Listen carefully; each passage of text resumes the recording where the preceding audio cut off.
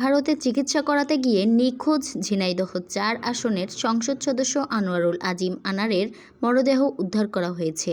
কলকাতার নিউটাউন এলাকার সঞ্জীবা গার্ডেন থেকে তার মরদেহ উদ্ধার করা হয়। এ ঘটনায় ঢাকা মেট্রোপলিটন পুলিশ দুজনকে আটক করে।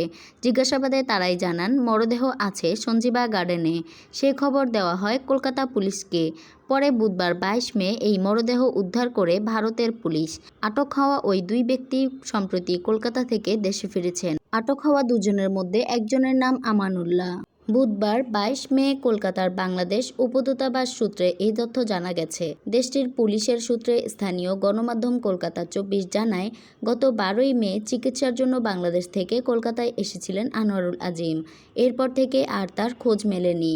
গত ১২ই মে চিকিৎসার জন্য কলকাতায় এসে উত্তরের বরানগরে বন্ধুর বাড়িতে ছিলেন তিনি। ১৩ই মে তিনি কারো সঙ্গে দেখা করতে গিয়ে আর ফেরেননি। পুলিশের বরাত দিয়ে কলকাতা ২৪ জানিয়েছে, আনারের শেষ মোবাইল লোকেশন মিলেছিল বিহারে। গত ১৪ই মে থেকে তার ফোন বন্ধ হয়ে যায়। গত ৮ দিন ধরে নিখোঁজ থাকলেও তার ফোন থেকে পরিবারের সদস্যদের কাছে মেসেজ পাঠানো হয় যে তিনি নয়াদিল্লি চলে গেছেন। সংবাদ মাধ্যমটির প্রতিবেদনে বলা হয়, ১৩ই মে নিউটাউনের একটি বাড়িতে যান এমপি আনার। সেই বাড়িতেই খুন করা হয় তাকে। পুলিশের বরাত কলকাতা ২৪ জানিয়েছে, নিউটাউনে যে বাড়িতে তিনি গিয়েছিলেন সেটা একজন এক্সাইজ অফিসারের। ভাড়া নেওয়া বাড়িতে খুন করা হয়েছে এমপি আনারকে।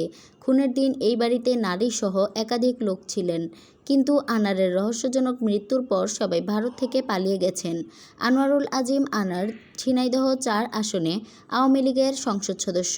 ২০১৪, ২০১৮ ও ২০২৪ সালের টানা ৩ বার সংসদ সদস্য নির্বাচিত হন আনার।